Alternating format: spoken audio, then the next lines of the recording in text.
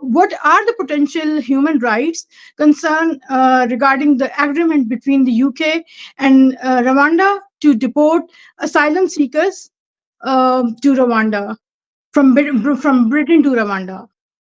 So what we see here is a Tory government in its death throes. They have failed miserably in governing the United Kingdom, and for many of their supporters, illegal migration is the #1 issue. But what we've also seen at the same time is this government remove its commitment to international development.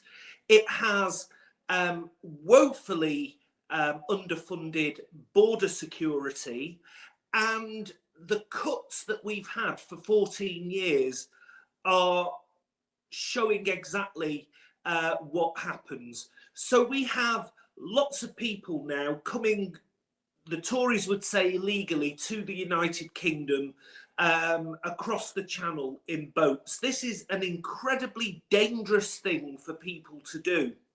Now, I want to separate migration, which is people moving for economic reasons, people moving for studying, people moving for family reasons, and asylum seekers, refugees, people fleeing for their lives.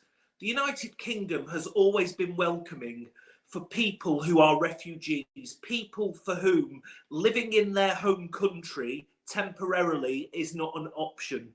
And throughout our history, we have always been welcoming of refugees. What really concerns me is the Conservatives have muddled the two things together. And what we now face is potentially refugees, people who are fleeing persecution, being sent to Rwanda.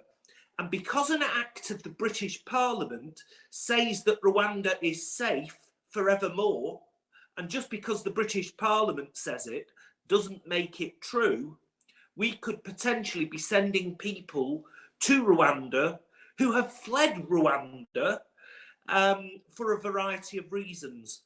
And so I just think this is the wrong tactic. It's not going to work. It's incredibly expensive. It's costing us as British taxpayers £2 million per person to deport them to Rwanda as part of the deal the government have done with the government of Rwanda. And I actually think we need to tackle this at source. We break up the gangs, we work with our European counterparts to try and stop people coming to Europe illegally, let alone to the United Kingdom. Because you know what? If you cross the Mediterranean, which is a huge sea to cross, the English Channel at its narrowest point is nothing.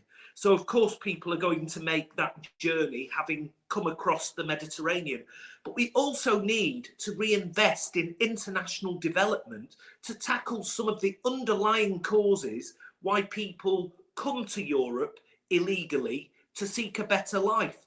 And that means tackling wars. It means developing industries in some of those countries and making sure there's food security.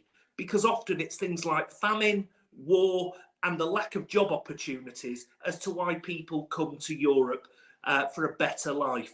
And if we can solve those problems at source, we actually remove the risk of people coming across the sea, whether it's the Mediterranean or the Mediterranean and the English Channel, which is incredibly dangerous.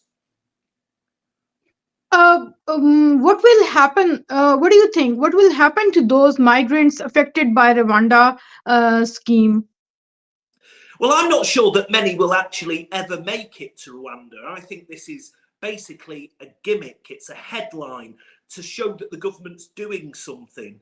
But the reality is that unless we tackle the issues I've talked about, trying to prevent wars escalating into regional conflicts, trying to prevent famine and building food security in some of the poorest parts of the world, and making sure that we develop jobs in the poorest parts of the world as well, to give people a reason to live in those areas, in their home countries, rather than come to the United Kingdom in the hope that there's a better life for them here, because often there isn't. And, you know, what we really need to do is to tackle the huge regional inequalities in this world between the rich north and the poor south.